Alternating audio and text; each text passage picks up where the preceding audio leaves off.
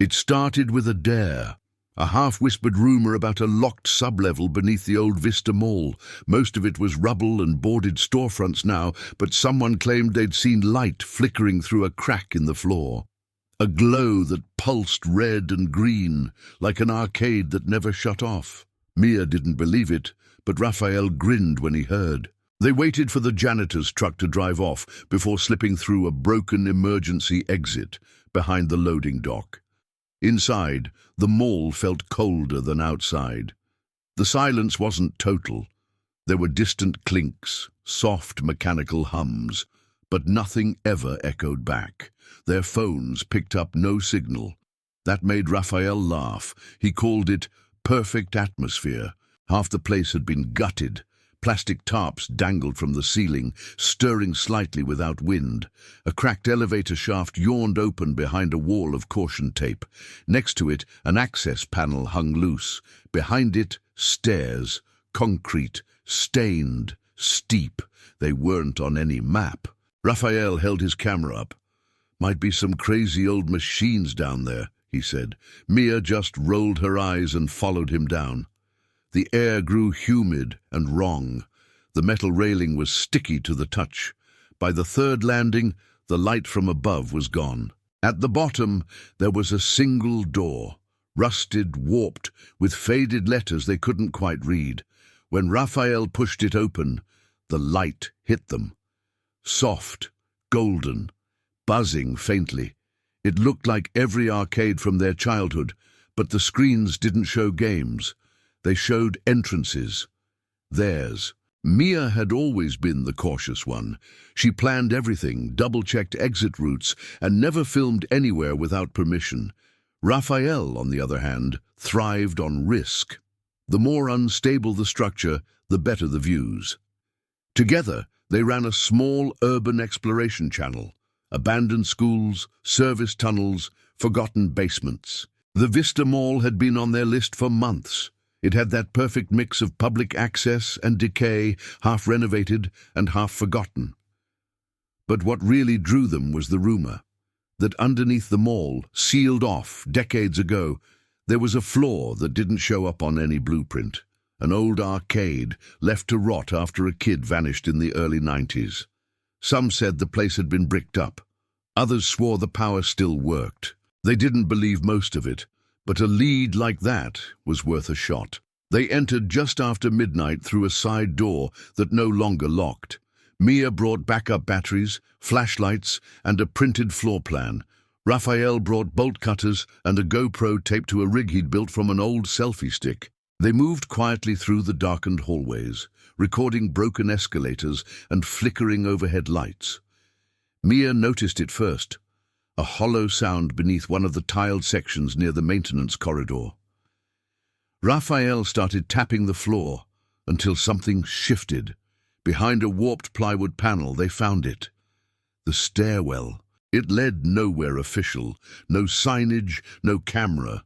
Just cold, narrow steps and a smell that clung to their tongues. A low vibration ran up the railing as they descended, subtle and constant. Mia hesitated, but Raphael kept filming. Before we dive deeper into this story, make sure to subscribe, leave a like, and let me know in the comments which city or country you're watching from.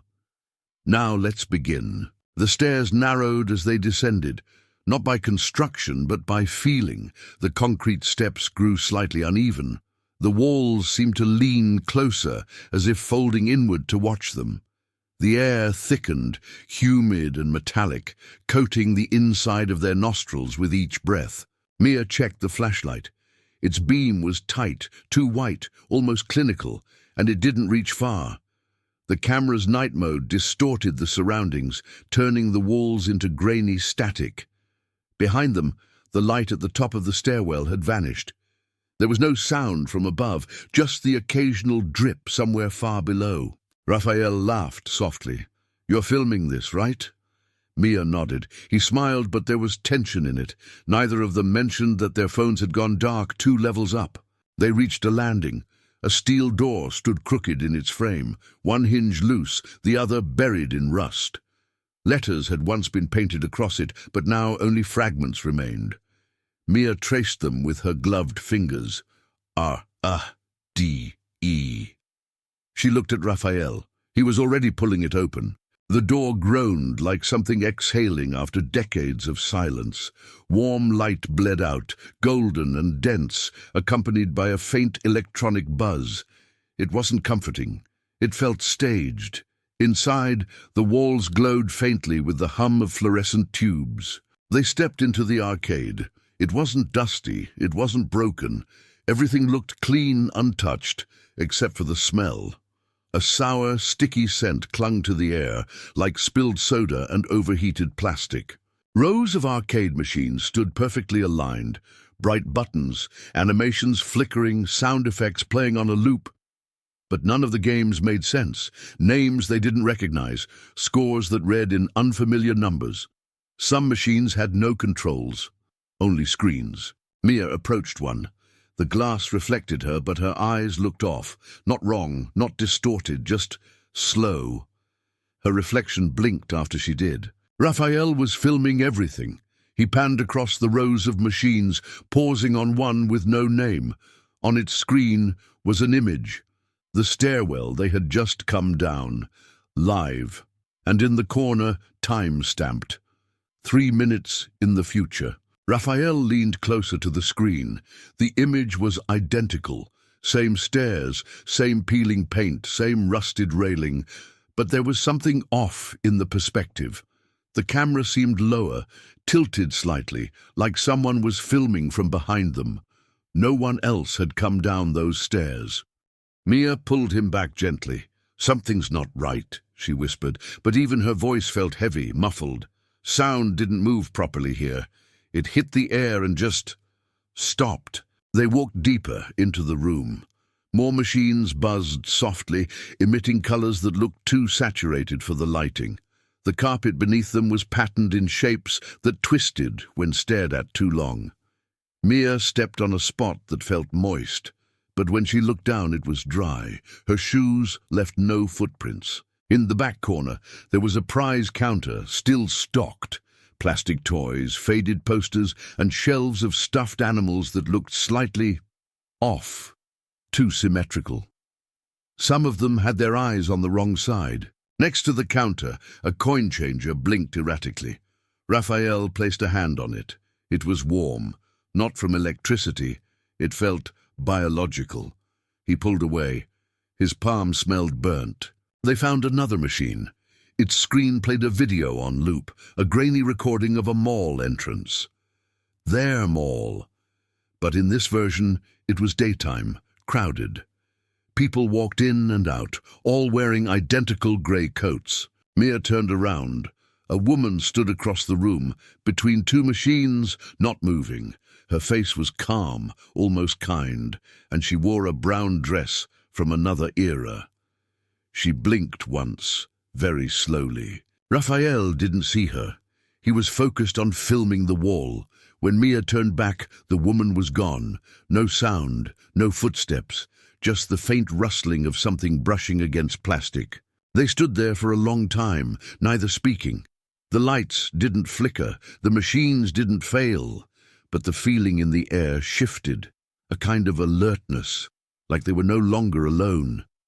Not watched, exactly. Not yet. They moved together now.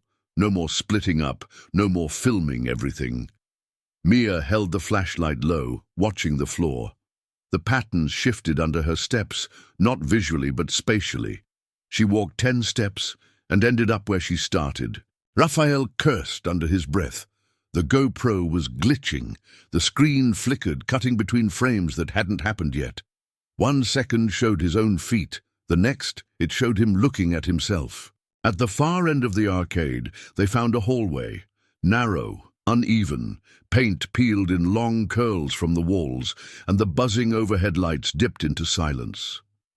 It didn't feel like part of the arcade anymore. It felt like something underneath it. They followed it. The hall curved subtly left, then right, then seemed to rise uphill. Doors lined the corridor. Office doors, maybe, or storage, but none had handles. Behind one of them, they heard tapping. steady, deliberate, like a finger on glass. At the end, the hall opened into another room, not part of the arcade, wider, darker, and full of people. They weren't doing anything, just standing. Each one faced a different direction, as if placed carefully and forgotten. They didn't speak. They breathed, slowly, audibly, but none blinked. Raphael whispered her name. Mia turned. One of them, a man in a beige suit, had stepped forward. His smile was slight and smooth, like it had been drawn on too tight. He raised one hand and pointed directly at Raphael. Then everything moved at once. The figures turned, not toward them, but into strange half-rotations. Their motions stuttered.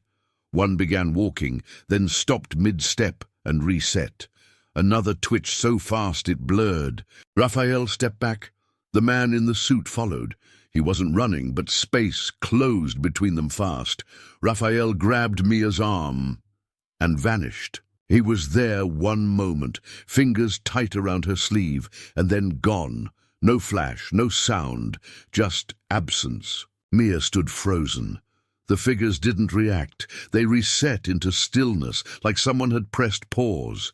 The room remained dim, humming softly, lit by a single panel flickering above. She didn't call his name.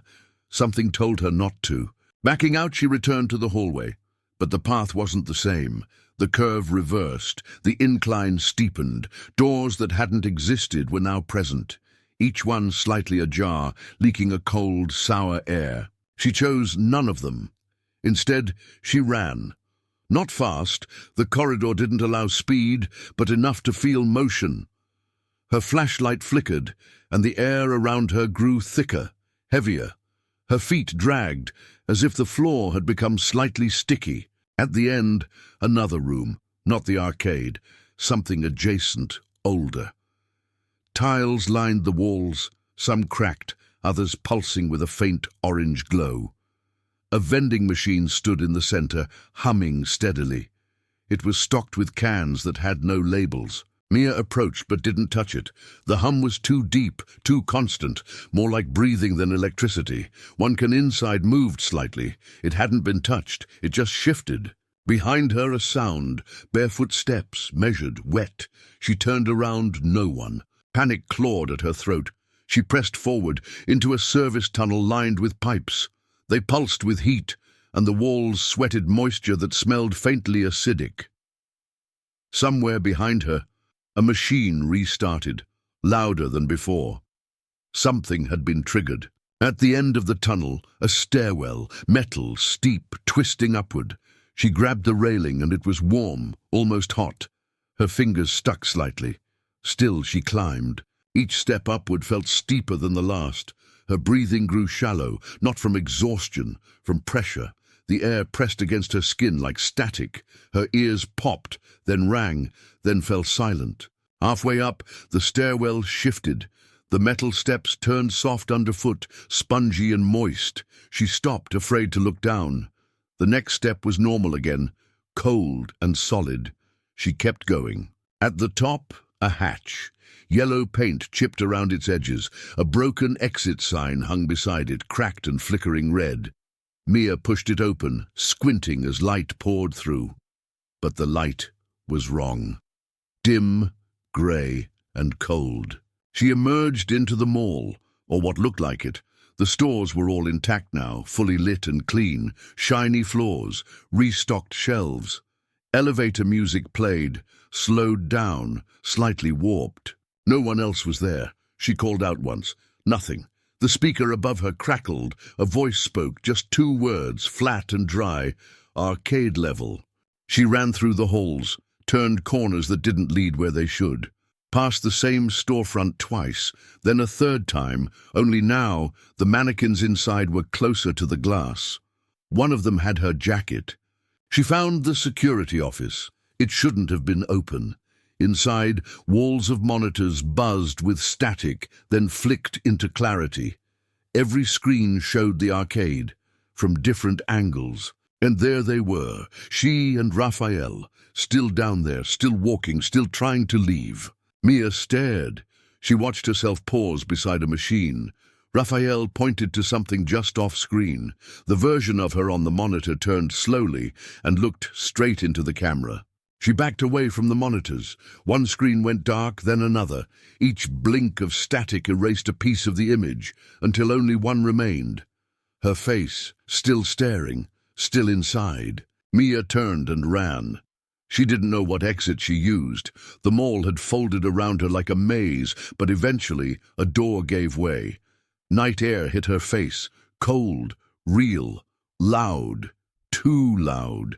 She stumbled onto the street, gasping, legs shaking, face damp with something she couldn't name. The city looked the same. Cars, lights, people, but everything felt distant, delayed, slightly off-pitch. She checked her phone. No footage, no messages, no Raphael. At home, mirrors no longer caught her movement right away. Screens flickered when she walked past. Sometimes she'd wake up and hear the faint buzz of an arcade machine just outside her bedroom door. She doesn't talk about what happened, not in full, but she avoids malls now, especially the ones still under renovation, because somewhere beneath the surface, there's a version of her that never came back.